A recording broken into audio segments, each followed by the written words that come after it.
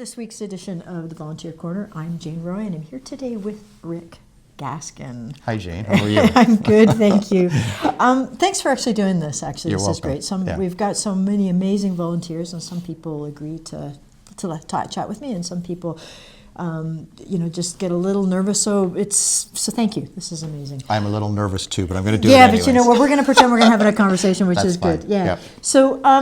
So very first question though, how long have you been volunteering at the food bank? I'm trying to think, actually. It was either the end of 2019 after I retired, or the start of 2020. Okay. So it's been 5 years now since I've been volunteering. Okay. So you came in just as the pandemic, just before the COVID, yeah. Oh my goodness. And amazing, once COVID came, how it changed things here. It was really a drastic change. Yeah. So you came and volunteered. Now, right now you're actually volunteering. You're working mainly in the back. Right, all the time in the back for the most part. Pretty much. Yep. So what is it that you do for the food bank? So if you want to explain a little bit. So when clients come to the food bank, they get a variety of foods, right? Yeah. They get meat and produce. They get dairy. They also get either a bag or a box of dry goods as well. And those dry goods are called hampers. So we have a variety of people. So I do Tuesdays and Thursdays. There's a variety of people who fill those hampers up with dry food. And it could be things like beans and soup. They could be meats and pasta, a variety of things, right? So their job is to put the hampers together. My job is to keep the table stocked up so that they can fill those hampers up. So that's what I do. It's strictly a labor job. Not a lot of thinking involved in it, but it's a lot of fun. Yeah, but I mean, it's a really important job. You also you take care of donations that come in the back in terms of, so the public oftentimes will come in, the doorbell rings, and then you go running. Well, you don't go running, but you go actually, so you meet and you greet the public that are bringing in, whether it's a financial donation or just dropping off some food as well. Yeah, so. When I first started at the food bank, that was my primary function, was to do that. I do less of it now. I think there's more full-time employees here now, or other volunteers who take care of that. Yeah. So I don't, I have an ear out for when the bell rings, so to go back and make sure no one's being ignored. Yep. But for the most part, someone always beats me, so it's well looked after in that regard. I think part of it is also the pandemic came along and we doubled in size. Right. And more people, we have to do, now when we say we double in size, we doubled in terms of just the amount of hampers that we have to make every day. So just stocking the tables is almost a full-time job, isn't it? Just in terms of that. It is. I mean, my shifts on Tuesdays and Thursdays are roughly 3.5 hours, and I literally don't stop. Yeah. It is just go. And there's usually between 4 and 6 people putting the hampers together, and they don't stop either. No, we do converse. We have fun. We have a lot of fun as we do it, and it's the same group of people each Tuesday and the same group of people each Thursday. But it's work. But it's enjoyable work. And the thing that I've noticed since I started is how many more volunteers are here. Yeah. Even when I started before the pandemic, there was a number of volunteers doing different things. Now when you come for my shift at 12:30, it's hard to find a parking spot because there are so many volunteers and there are just so many people needed. And the reason so many people are needed is because so many clients are coming to the food bank now, as you're obviously well aware of, and make that the public well known to it. So a couple of questions. What's your least favorite job? Sorting. Sorting. Yeah.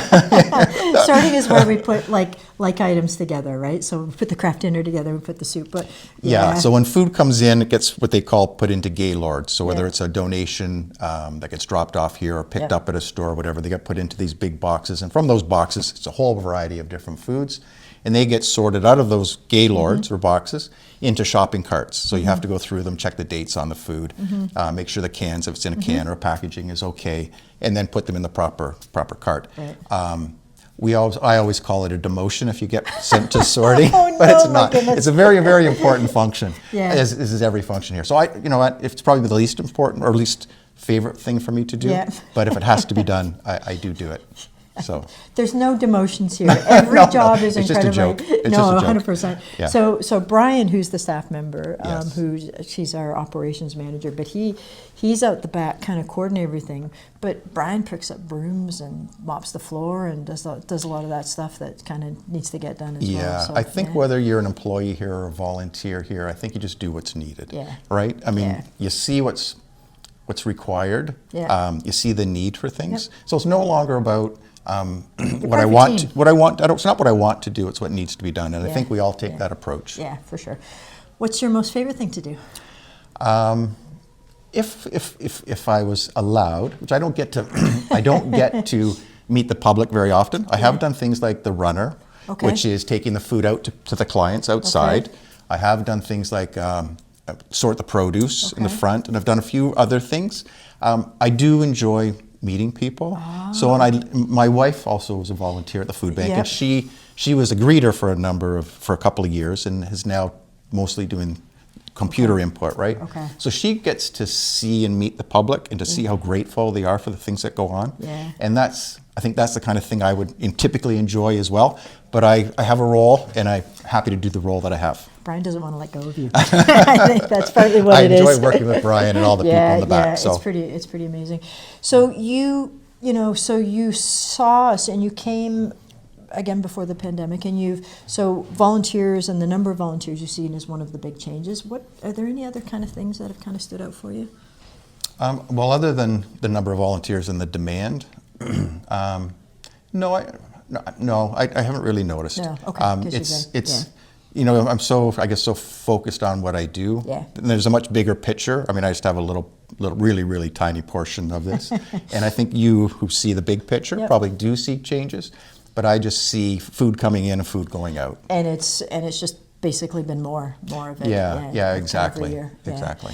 Okay, so you retired and you came. What field were you in before you came? I was in mechanical contracting. Okay. So I worked for a company called Carmichael. Yeah. So we would look after heating and cooling systems, refrigeration systems, process heating systems, process cooling systems. Oh my goodness, and the best part of my job, well, I loved my job, first of all. I was in the sales end of things, so I would deal with clients. Acquiring new clients, looking after existing clients.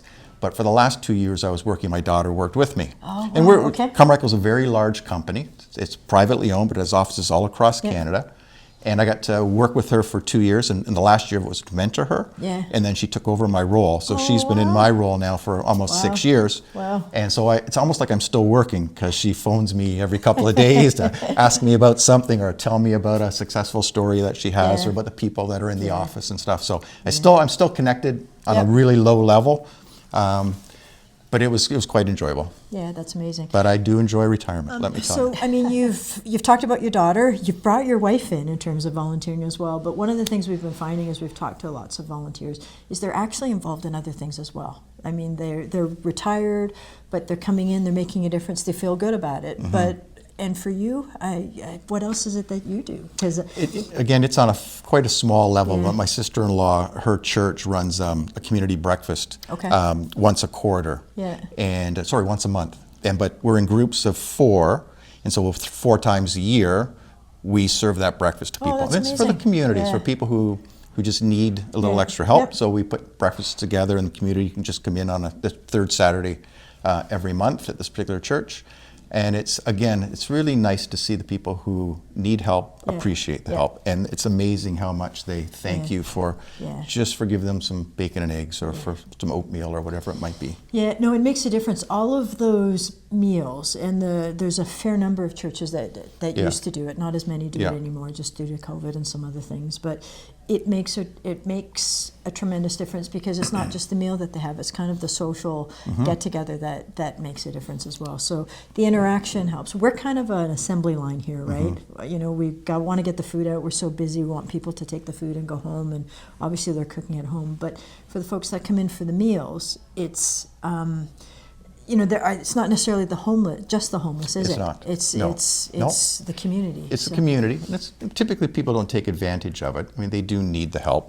But they're oftentimes still working or have their own place, have a family, but they just need a little bit extra. And you're right, when they're there, it's not just the meal. They talk to other people who are there, they socialize. It's oftentimes the same people who come every time that we're there, because they know each other and they enjoy it. And we've gotten to know them as well, and they enjoy talking to us, and we enjoy talking to them. That's great. And then you talk to them, you find out if there's any other way that you can help them, and if you can, you do that. Yeah, that's pretty amazing. Well, thank you, Rick. It's been great getting to know you. We've loved having you around, actually. It's been amazing. So I remember some of when you first started, and we started, let's say, getting the depots going. Do you remember you actually went in the car? And I don't know how many of those agencies, like the Northwest Resource Center, the Southwest Resource Center, do you remember this? can we steal Rick? And we're like, no, you can't touch him. But you were an amazing part of we were testing that whole system out, do you remember, in terms of figuring out how it would go sure. and that kind of stuff. And it was it was great. So you've been a great ambassador for us Thank as well. you. So thank you. It's While I been have a amazing, chance sir. too, I would like to say what great job you and your husband do, Glenn. And I've not had the privilege yet of meeting your husband, Glenn, Okay.